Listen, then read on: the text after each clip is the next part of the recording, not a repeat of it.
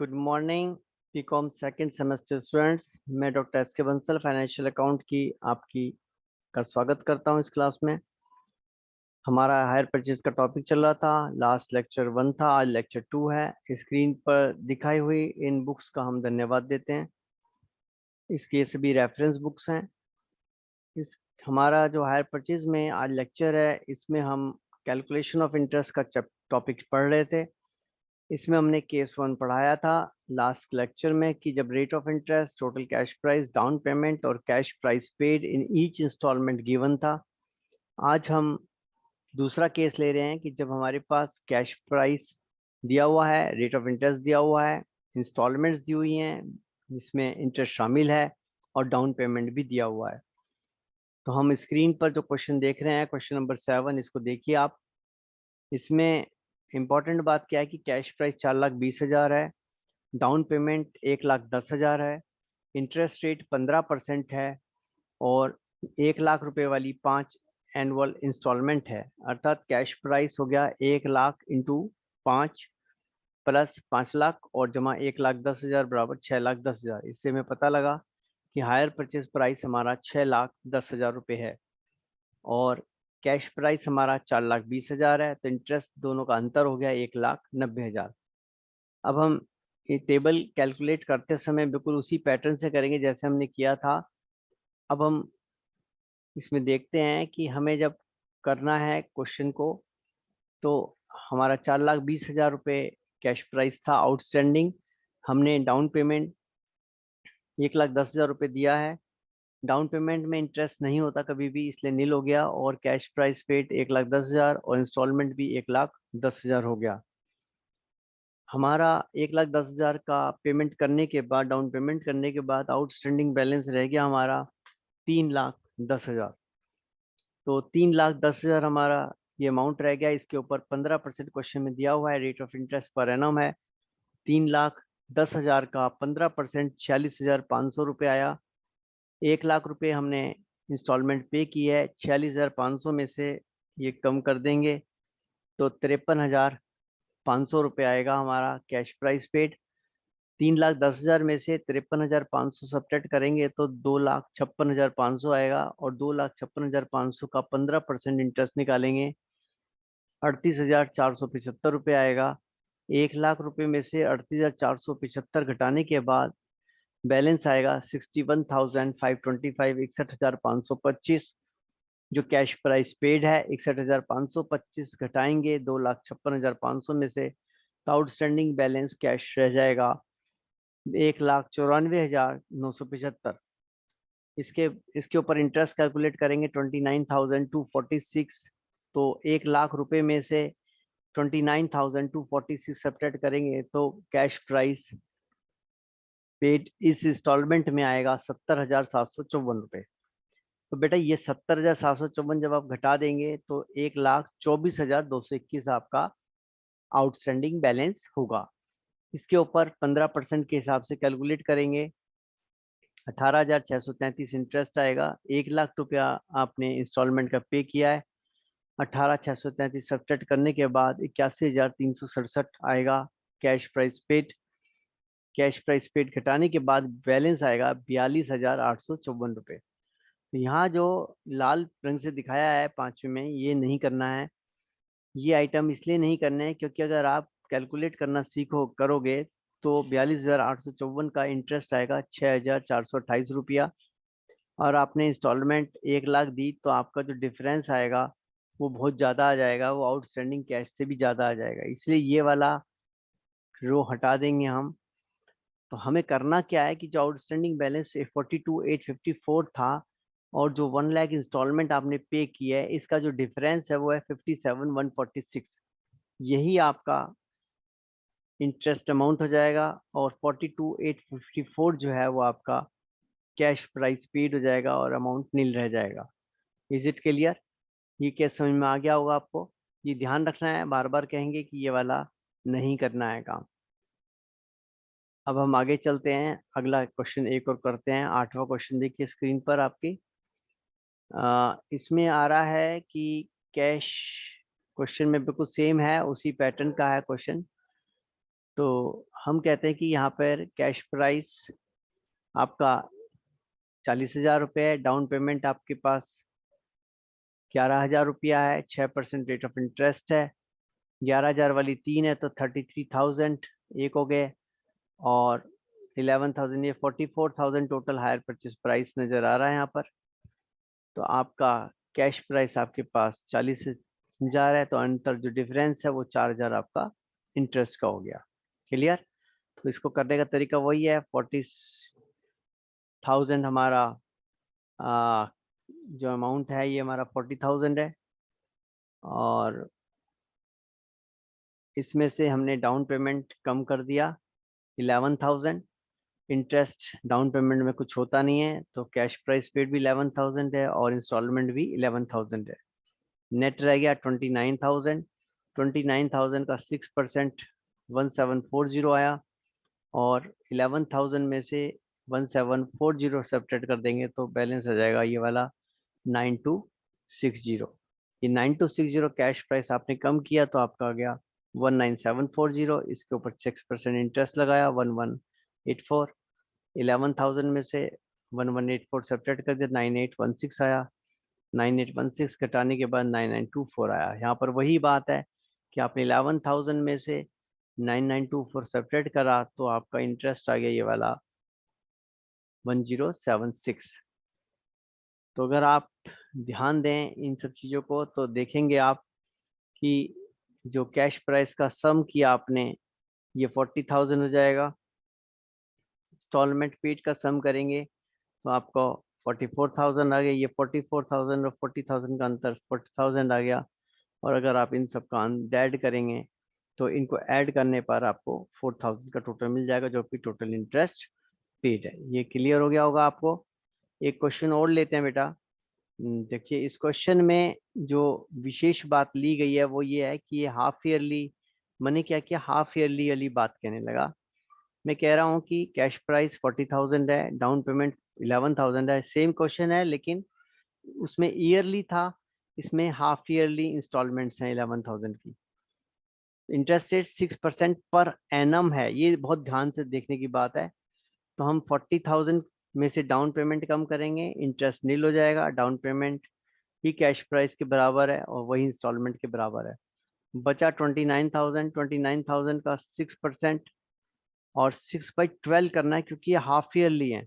Half yearly है तो इसका इंटरेस्ट निकला 6/12 करना, बार बार बोल रहे हैं 6/12 करना है। तो 870 आया। 11,000 में से 870 सब्ट्रैक्ट कर देंगे तो 10,130 आ जाएगा। 10,130 आपने यहाँ पर लिख दिया, तो कैश प्राइस आउटस्टैंडिंग रह गया 18,870। इसके ऊपर इंटरेस्ट 6% के हिसाब से 6/12 का लगाया तो 566 आया। 11,000 में से 566 सब्ट्रैक्ट कर दिया तो 10,434 आया, और आपने 10,434 सब्ट्रैक्ट किया तो 8,436 आया। अब मैं दोबारा याद दिला दूं कि आपको यहाँ पे इंटरेस्ट कैलकुलेट नहीं करना है। जो 8,436 और 11,000 का डिफरेंस है वो आएगा 2,564, वही आपका अमाउंट ऑफ इंटरेस्ट हो जाएगा।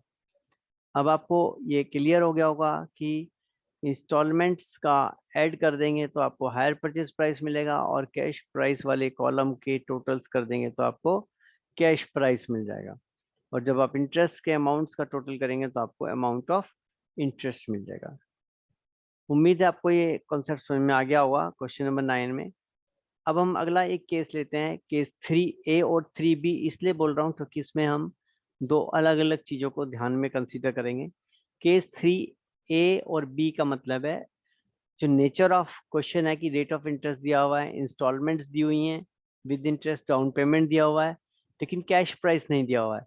केस 3A में कैश प्राइस नहीं दिया हुआ है, तो हमारे पास दो मेथड हैं करने के। फर्स्ट मेथड है एनुटी मेथड, जबकि क्वेश्चन में एक एनुटी वैल्यू दी होगी।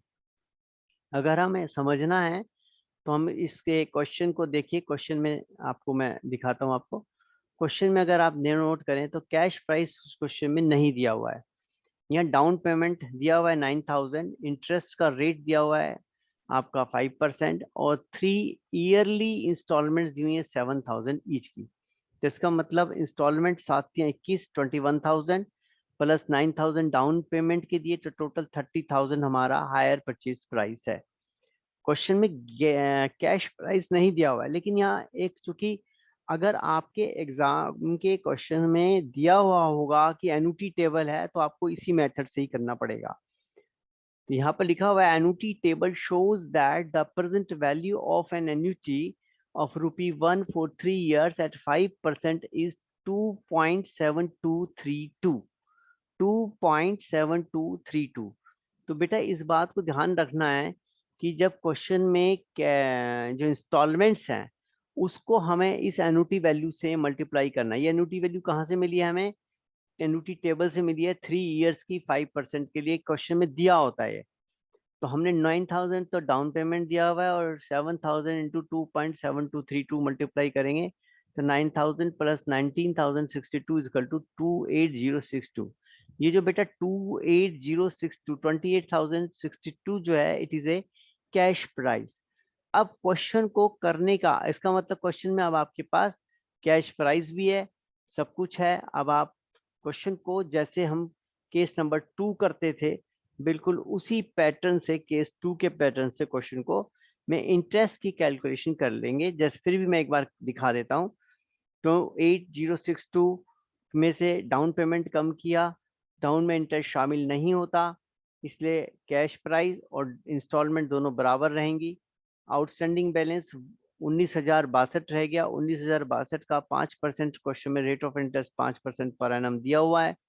कैलकुलेट किया 953 आ गया और 7,000 में से 953 सब्ट्रैक्ट कर दिया तो आपका आ गया 6047। कैश प्राइस 19,062 19,062 में से 6,047 सब्ट्रैक्ट कर दिया, घटा दिया तो आपका आया 13,015 रुपये आउटस्टैंडिंग बैलेंस रह गया। 13,015 का 5%, फिर इंटरेस्ट निकाला आपने 651 आ गया। 7,000 में से 651 घटाया तो 6349 आ गया। 6349 घटाया 13,015 में से तो 6,666 आ गया। इसके ऊपर 5% कैलकुलेट किया तो 334 आएगा। यहाँ पर फिर डिफरेंस आ गया और ये आपका कैलकुलेट हो गया। अब आप ये कह सकते थे कि सर आपने बैलेंसिंग फिगर क्यों नहीं ली? यस, आप कह सकते थे। तो अगर आप देखें तो ये क्वेश्चन, इस क्वेश्चन में हमें बैलेंसिंग फिगर ही ले लेना चाहिए था, और नहीं भी लेंगे तो बाई चांस इस क्वेश्चन में ऐसा हो गया कि वो एग्जैक्ट वही फिगर आ गई है तो क्वेश्चन ऐसे भी हो सकते हैं। ये क्वेश्चन कराने का जो मेरा उद्देश्य है वो ऐसा है कि वैसे हमने सीखा कि हमें लास्ट में बैलेंसिंग ले लेनी चाहिए, बिल्कुल सही बात है, बैलेंसिंग ही लेके करिए आप। लेकिन इस क्वेश्चन में बाई इस तरीके से सेट किया गया क्वेश्चन को कि ये आपको एग्जैक्ट अमाउंट मैच कर रहा है। यहाँ तक उम्मीद है आपको क्लियर हो गया होगा। तो ये हमने केस 3A देखा जिसमें रेट ऑफ इंटरेस्ट दिया हुआ है, इंस्टॉलमेंट्स दी हुई हैं, डाउन पेमेंट दिया हुआ है, लेकिन कैश प्राइस नहीं दिया हुआ था क्वेश्चन में। तो पहला हमने कैश प्राइस को कैलकुलेट किया थ्रू एन्युटी मेथड, ये हमारे पास एक पहला मेथड है। अब हम दूसरा मेथड सीखते हैं जिसे हम केस 3B बोल रहे हैं। मतलब केस तो 3 है लेकिन उसमें A मेथड था एन्युटी और B मेथड है work back method. Work back method ये कहता है कि जो अमाउंट ऑफ इंटरेस्ट है वो किस तरीके से कैलकुलेट किया जाएगा, वो हम रिवर्स सिस्टम से करेंगे। रिवर्स इसलिए वर्क बैक मेथड है या रिवर्स बैक मेथड भी कहते हैं। इसमें हम जब भी कैलकुलेट करेंगे तो हम हमेशा रिवर्स में, रिवर्स मतलब जैसे इस क्वेश्चन में कहा है कि कैश प्राइस नहीं दिया हुआ है, डाउन पेमेंट 9,000 है, इंटरेस्ट रेट 5% है, 3 ईयरली 7,000 वाली 21,000 है। तो क्वेश्चन तो सेम ही है वो पिछले वाला ही, लेकिन हम इसे रिवर्स मेथड से करके दिखा रहे हैं। तो यहाँ पर interest on hire purchase equal to होता है rate of interest upon 100 plus rate of interest. क्योंकि बेटा जो लास्ट इंस्टॉलमेंट है, हर इंस्टॉलमेंट में इंटरेस्ट शामिल है। तो लास्ट वाली जो इंस्टॉलमेंट हमने दी है 7,000, इसमें इंटरेस्ट शामिल है।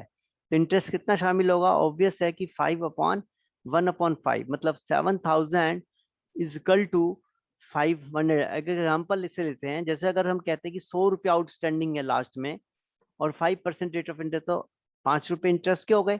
तो 100 प्लस 5 इजकल टू 105।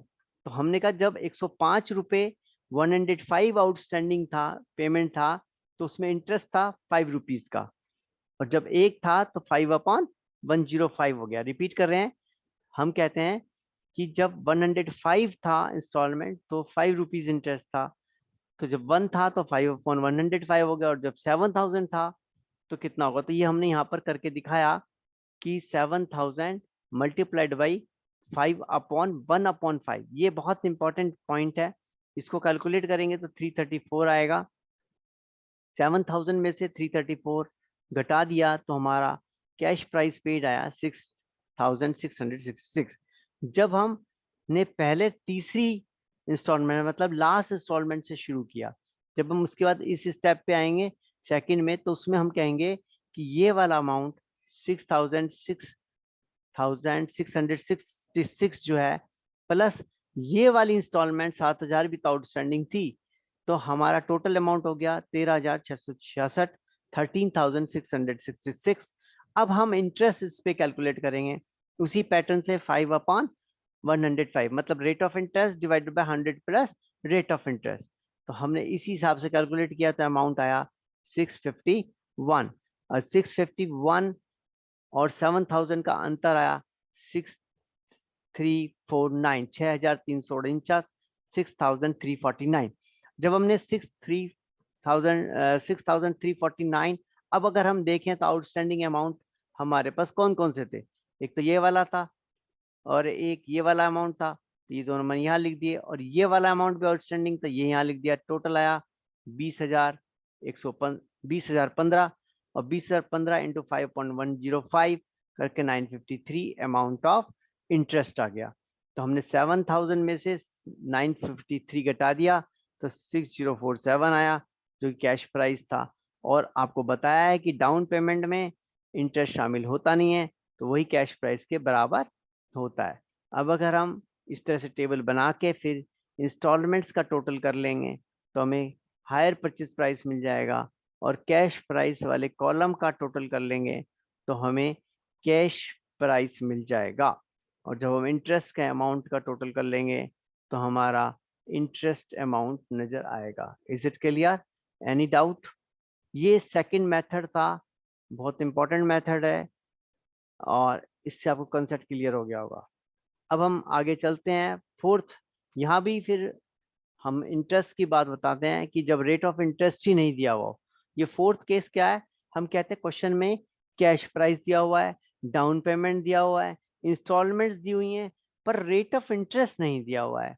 अब यहाँ पर एक समस्या आती है कि जब रेट ऑफ इंटरेस्ट नहीं दिया हुआ है तो यहाँ पर हम आउटस्टैंडिंग प्रोपोर्शन अमाउंट से कैलकुलेट करेंगे। यहाँ पर फिर मैंने 4A और 4B दो केस बना दिए हैं। 4A में केस में लिया है कि जब इंस्टॉलमेंट का टाइम इंटरवल, जब इंस्टॉलमेंट का, मैं कह रहा हूँ, रिपीट कर रहा हूँ, जब मैं कह रहा हूँ कि इंस्टॉलमेंट का टाइम इंटरवल इक्वल है और अमाउंट ऑफ इंस्टॉलमेंट भी इक्वल है, अमाउंट ऑफ इंस्टॉलमेंट भी इक्वल है, तब हम बोलेंगे कि तब क्वेश्चन को कैसे करा जाएगा, तब क्वेश्चन को कैसे किया जाएगा। मैं रिपीट कर रहा हूँ, टाइम इंटरवल इक्वल है और अमाउंट भी इक्वल है, तब क्वेश्चन को कैसे किया जाएगा। एक केस तो ये है। तो यहाँ पर टाइम इंटरवल 1 साल के बाद है। देखिए यहाँ पर क्वेश्चन दिखाई दे रहा है कि यहाँ पर 4 ईयरली इंस्टॉलमेंट ऑफ 5000 ईच। तो यहाँ पर इंस्टॉल टाइम इंटरवल ड्यूरेशन भी, इंटरवल भी आपका, टाइम इंटरवल भी आपका इक्वल है, और अमाउंट भी आपका इक्वल है। क्या? 5000 ईच। आप 5000 रुपये हर बार दे रहे हैं और डाउन पेमेंट के 2000 दे रहे हैं। तो अगर आप 5000 इंटू 4 करते तो 20000, और 2000 रुपये आपने डाउन पेमेंट है 22000, कैश प्राइस आपका 20000 है, तो इंटरेस्ट आपका हो गया 2000 रुपया। क्लियर? अब हम कहेंगे higher purchase price 22000, cash price 20000, interest अंतर आ गया 2। ऐसे हमें इंटरेस्ट के अमाउंट को निकाल लेना है, पहला स्टेप। उसके बाद हमें इसकी रेशो निकालनी है, तो हम इनवर्स रेशो कॉलम बनाएंगे। डाउन में कुछ नहीं आएगा, नीचे से शुरू करेंगे, लास्ट इंस्टॉलमेंट जो हमारा दिया होगा वहां से शुरू करेंगे, 1 2 3 4, क्योंकि ये प्रोपोर्शन इनवर्स रेशो बनाएंगे। इनका सम कर लिया, 4 3 7 2 9 और 1 10, टोटल आ गया 10। तो पहला इंस्टॉलमेंट में रेशो बनेगी इंटरेस्ट की 4/10, दूसरे में बनेगी 3/10, तीसरे में बनेगी 2/10, चौथे में बनेगी 1/10। रिपीट कर देता हूं मैं कि हम कहेंगे कि रेशो इन सब का टोटल क्या है 10, तो हम कहेंगे 4/10, 3/10, 2/10, 1/10। ये हमने यहाँ पर इनवर्स रेशो ऑफ इंटरेस्ट को लिख लिया। इसके बाद हमने इस रेशो ऑफ इंटरेस्ट को मल्टीप्लाई किया इस अमाउंट ऑफ इंटरेस्ट से। तो यहाँ पर देखिए इसे मल्टीप्लाई किया, फिर यहाँ अलग गया, यहाँ अलग किया और यहाँ अलग किया, तो हमारा इंटरेस्ट आ गया 800 रुपये, 600 रुपये, 400 रुपये और 200 रुपये। इस तरह से हमने इंस्टॉलमेंट जो दी थी हमने 5,000 रुपये की दी थी। 5,000 में से ये 800 रुपये कम कर देंगे तो कैश प्राइस मिल जाएगा 4,200। 5,000 में से 600 रुपये कम कर देंगे तो इस कैश प्राइस पेड आएगा 4,400 रुपये। और 5,000 में से 400 कम करेंगे तो 4,600 रुपये, और 5,000 में से 200 कम करेंगे तो 4,800 रुपये। ये क्लियर हो गया। अब हम यहाँ पर ही आपको एक कंसेप्ट और ऐड कर देते हैं केस बी सिखाने से पहले, कि अगर डेप्रीशिएशन भी क्वेश्चन में दिया होता है तो हम डेप्रीशिएशन को कैसे कैलकुलेट करते हैं। तो यहाँ पर बहुत अच्छा सा कॉन्सेप्ट है कि डेप्रीशिएशन कैलकुलेट करने के लिए हमने कहा था इस क्वेश्चन में कि कॉस्ट ऑफ असेट जो है 1 अप्रैल को 20,000 है। तो हमने कहा कि अगर 20,000 है तो एक साल बाद डेप्रीशिएशन लगाया रिटर्न डाउन वैल्यू के हिसाब से 20% के हिसाब से, तो 20,000 का 20% आया 4,000, सब्ट्रैक्ट करके रिटर्न डाउन वैल्यू 31 मार्च 2022 को मिल गई 16,000। 31 मार्च 2022 को रिटर्न डाउन वैल्यू पर जो होगी कैरी हो जाएगी और 1 अप्रैल 2022 को 16,000 ओपनिंग डेट पे वैल्यू रहेगी रिटर्न डाउन वैल्यू असेट की। और उसके ऊपर फिर 20% डेप्रिसिएशन लगाया जाएगा 3,200, तो बैलेंस आ जाएगा 12,800 रुपया। 12,800 का 20% फिर डेप्रिसिएशन लगाया जाएगा 2,560 और हो जाएगा 10,240 रिटर्न डाउन वैल्यू। 10,240 का 20% लगाएंगे 2,048 और बैलेंसिंग रिटर्न डाउन वैल्यू रहेगी 8,192। इस तरह से हम depreciation of the asset calculate कर लेते हैं। ये टेबल भी हमें बेटा अलग से बना लेनी है ताकि हम जब भी लेजर बनाएंगे तो हमें इन अमाउंट्स की जरूरत पड़ेगी। यहाँ तक क्लियर हो गया। चलिए आगे चलते हैं। अब हम केस नंबर अपने 4B पर आते हैं। केस तो सेम है हमारा, बस अंतर क्या आया है हमारा कि हम कह रहे हैं कि interest rate of interest given नहीं है, कैश प्राइस है, लेकिन इंस्टॉलमेंट्स यहाँ पर हम क्या कह रहे हैं, यहाँ पर हम कह रहे हैं अमाउंट ऑफ जो इंस्टॉलमेंट है वो इक्वल नहीं है, अमाउंट इक्वल नहीं है लेकिन टाइम इंटरवल इक्वल है। मतलब जैसे हमने कहा कि at the end of first year, second year, third year, 4 year, 5th year, मतलब टाइम का अंतराल, टाइम की ड्यूरेशन इंटरवल वो सेम है, लेकिन अमाउंट सेम नहीं है। दोबारा से बता रहे हैं, टाइम इंटरवल सेम नहीं है, टाइम इंटरवल सेम है लेकिन अमाउंट इक्वल नहीं है। यहाँ पर यही हमें समझाना है इस केस में कि यहाँ 15,000 है, यहाँ 12 दिया, फिर 10 दिया, फिर 8 दिया, फिर 5 दिया, तो जबकि टाइम हमारा इंटरवल सेम है।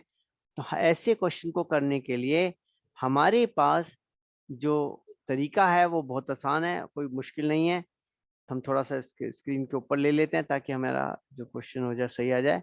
देखो क्वेश्चन में हमने दिखाया यहाँ पर कि हम कह रहे हैं कि यहाँ पर कैश प्राइस 37,400 क्वेश्चन में दिया हुआ है ना। यहाँ पर कैश प्राइस दिया हुआ है, यहाँ पर प्रॉब्लम क्या है, रेट ऑफ इंटरेस्ट नहीं दिया हुआ है। बार बार बोल रहे हैं यहाँ पर रेट ऑफ इंटरेस्ट नहीं दिया हुआ है। तो ऐसे क्वेश्चन को करने के लिए क्वेश्चन आता है कि चूंकि रेट ऑफ इंटरेस्ट तो दिया हुआ नहीं है, तो हमारे पास एक फॉर्मूला है, interest on every installment equal to होता है total interest multiplied by product of balance of hire purchase price divided by total of product of balance of hire purchase price, total of product of.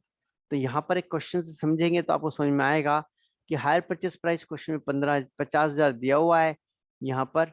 तो हमने कहा कि ये 50,000 है, दोनों का जो अंतर है वो 12,600 रुपये इंटरेस्ट आ गया, क्योंकि रेट तो दिया नहीं है लेकिन अमाउंट ऑफ इंटरेस्ट हमें पता लग जाता है। हमारे पास यहाँ पे इंस्टॉलमेंट्स दी हुई हैं 15,000 की, 12,000 की, 10,000 की, 8,000 की और 5,000 की। तो क्वेश्चन को करने के लिए ध्यान रखना है कि यहाँ पर टाइप 1 2 मतलब क्या है कि डाउन तो दिया ही नहीं है इस क्वेश्चन में। इस क्वेश्चन की एक विशेषता है कि इसने डाउन नहीं दिया हुआ, इसलिए इसका मतलब यहाँ पर जो आउटस्टैंडिंग अमाउंट है उसके ऊपर ध्यान रखना है। तो हमें क्या करना है, हायर परचेज प्राइस की जो बैलेंसिंग अमाउंट है, हायर परचेज प्राइस की जो बैलेंसिंग अमाउंट है वो कैसे कैलकुलेट होगी। तो यहाँ प्रोसीजर समझिए, प्रोसीजर बहुत आसान रहेगा। पहले हम यहाँ पर 1 2 3 4 जितनी भी इंस्टॉलमेंट्स हैं उनको लिख लेते हैं, फिर उनके बाद टाइम ड्यूरेशन तारीख भी लिख लेते हैं, क्योंकि हमें ये पता होना चाहिए कौन कौन सी तारीख है, टाइम इंटरवल सेम है या नहीं है। तो हमने अपनी सुविधा के लिए ईयर 1 2 3 4 भाई दोबारा लिख दिया है। हमारे पास यहाँ इंस्टॉलमेंट्स दी हुई हैं तो हमने उनको इंस्टॉलमेंट्स को भी लिख लिया है। इतना करने के बाद आप ये देखिए कि हमारे पास balance amount of hire purchase in the beginning क्या है। इन द बिगनिंग इसलिए है क्योंकि उस पर इंटरेस्ट लगाना है हमें। तो in balance of hire purchase price in the beginning of the year, in the beginning of the year पहले 50,000 था क्योंकि हायर परचेज प्राइस 50,000 था। आपने at the end of first year 15,000 का पेमेंट कर दिया। तो in the beginning of second year 35,000 था। In the beginning of third year आपने सेकेंड में 12 दिया, एट द एंड तो 23 रह गया। इन द बिगिनिंग ऑफ फिर ये रह गया 13,000, इन द बिगिनिंग ऑफ 5,000। मतलब जो आपने पेमेंट किया उसके बाद हमारा in the beginning of first year कितना था, in the beginning of second year कितना था, in the beginning of third year कितना था, इस बात को ध्यान में रखना है। तो इन द बिगिनिंग पहले 50,000 था, फिर 35 रह गया, फिर 23,000 रह गया, फिर 13,000 रह गया, फिर 5,000 रह गया। तो हमने इनका टोटल कर लेना है, तो ये टोटल आएगा 1,26,000। तो अब हमें रेशो कैसे निकालनी है, बहुत सिंपल सा तरीका है रेशो निकालने का। 50,000 बटे 1,26,000, 35,000 अपॉन 1,26,000, 23,000 अपॉन 1,26,000, 13,000 अपॉन 1,26,000, 5,000 अपॉन 1,26,000। इसमें चूंकि 3 जीरो कॉमन आ रही थी तो रेशो ऑफ इंटरेस्ट निकालते समय ये जीरो हटा दिया।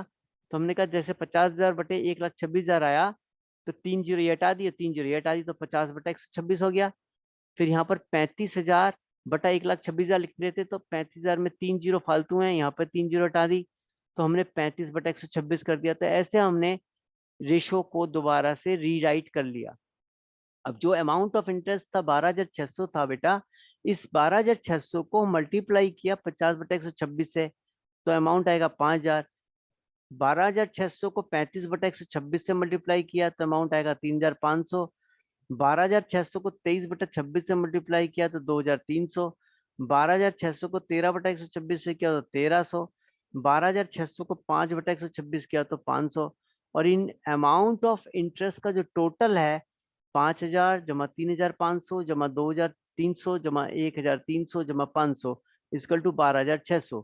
मैं रिपीट कर रहा हूँ, 5,000 plus 3,500 plus 2,300 plus 1,300 plus 500 is equal to 12,600।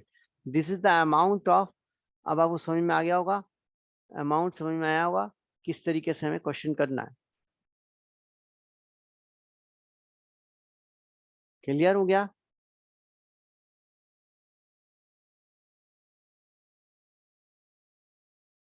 चलिए अब हम इससे पहले कि आगे बढ़े, हमारा चूंकि लेक्चर लंबा हो जाएगा, अब हमें अगला, ये हमने आज 4 केस सीख लिए।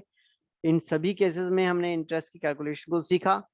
इसके बाद हमें करना है जनरल एंट्री, जो हम अगले लेक्चर्स में करेंगे, क्योंकि अगर हम जनरल एंट्री को सीख लेंगे तो हम आराम से आसानी से अपने लेजर बना लेंगे और धीरे धीरे आपकी प्रैक्टिस हो जाएगी। आशा है आपको मेरा ये लेक्चर समझ में आया होगा। Thank you very much. Have a nice day.